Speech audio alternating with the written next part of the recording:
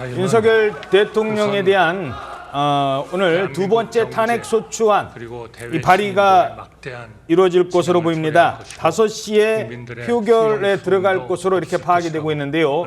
한덕수 국무총리가 본회의장에 직접 출석을 해서 의원들의 질문에 답변을 하고 있습니다. 잠시 뒤에 화면이 준비될지 모르겠습니다만 한덕수 총리 등 국무위원이 이번 사태와 관련해서 국민들께 사과를 하는 인사를 했습니다. 사죄의 인사를 했는데요. 그 장면도 잠시 뒤에 들어오면 전해드리도록 하죠.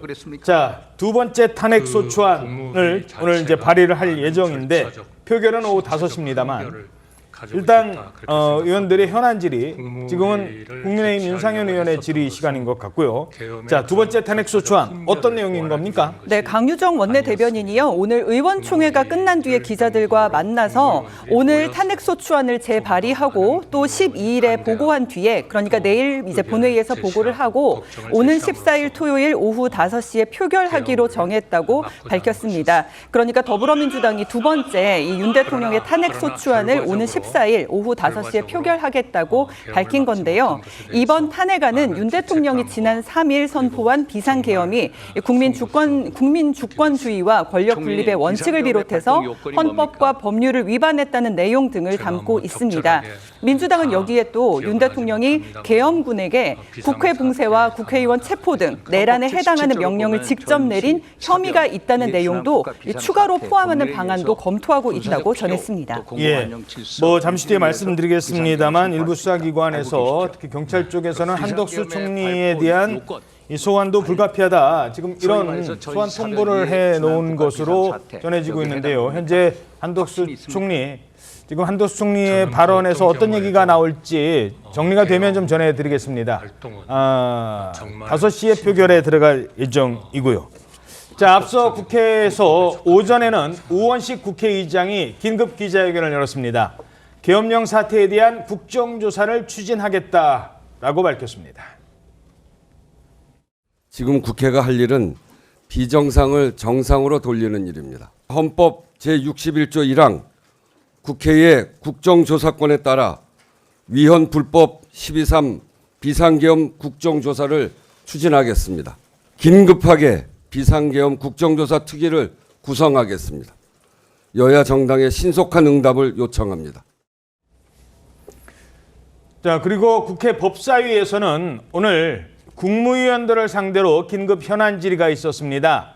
자, 이 당시 계엄령이 발동되기 직전에 국무회의가 열렸느냐, 제대로 열렸느냐, 심의 의결을 했느냐, 아니면 반대하는 사람이 있었느냐, 참석한 국무위원은 몇 명이었느냐, 지금 이런 부분이 논란이 되고 있는데요. 박성재 법무부 장관, 계엄 전에 열린 국무회의가 어떤 상황이었는지 이렇게 말했습니다. 본인은 반대했지만 계엄을 막지 못했다. 이렇게 지금 한덕수 총리가 그날에 있었던 일을 그 일각을 잠깐 얘기했는데 법무부 장관은 반대했습니까?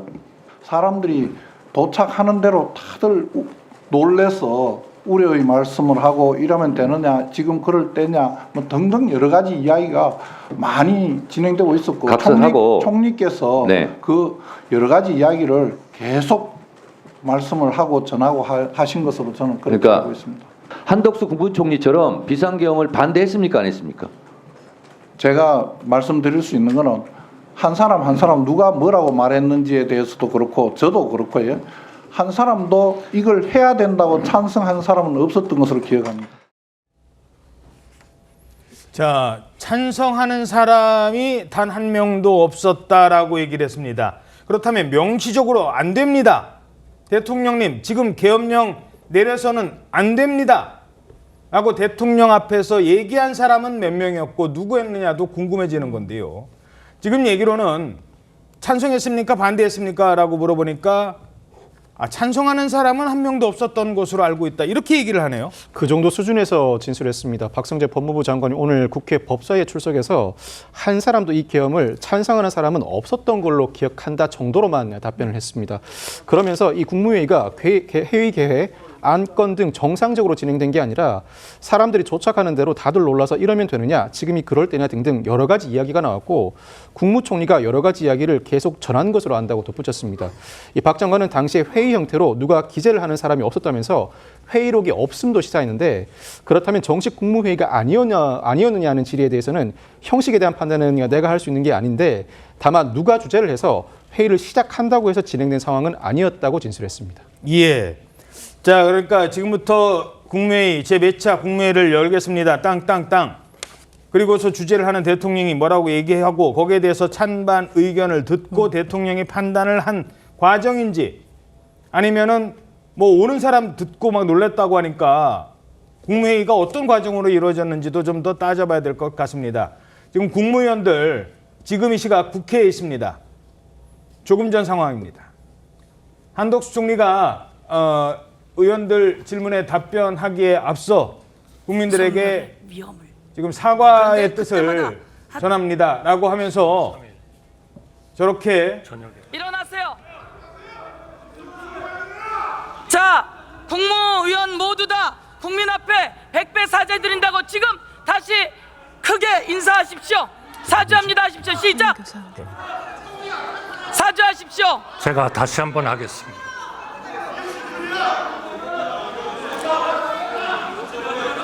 네. 서영교 의원의 요구에 따른 거였군요. 국무위원들이 다 일어나서 사과하십시오. 그리고 국무위원들이 일어나서 사과를 하고 한덕수 총리가 제가 다시 한번 하겠습니다. 라는 장면이 조금 전에 국회 본회의장에서 연출이 됐습니다. 자, 그렇다면 저 국무위원들이 모인 자리에서 찬성하는 사람은 단 한 사람도 없었다라는 박성재 법무장관의 말이 사실이라면 국무회의의 의결을 거쳐야 한다는 이 조항이 있는데 이것과 배치되는 건가요? 어떻게 보십니까? 사실 왜 국무회의가 자꾸 중요하고 그 국무회의에 그 당시에 참석했던 국무위원들이 어떤 결정했는지가 중요하냐 이런 얘기가 나오는 것은 계엄법 규정 때문입니다. 계엄법의 2조 5항에 보면 대통령이 계엄을 선포할 때는 국무회의의 심의를 거쳐야 한다라고 규정이 되어 있거든요. 따라서 대통령의 계엄 선포가 실질적인 요건도 위반했지만 국무회의 심의라는 절차적인 요건을 과연 이행했느냐 이 부분도 하나의 쟁점인 것입니다.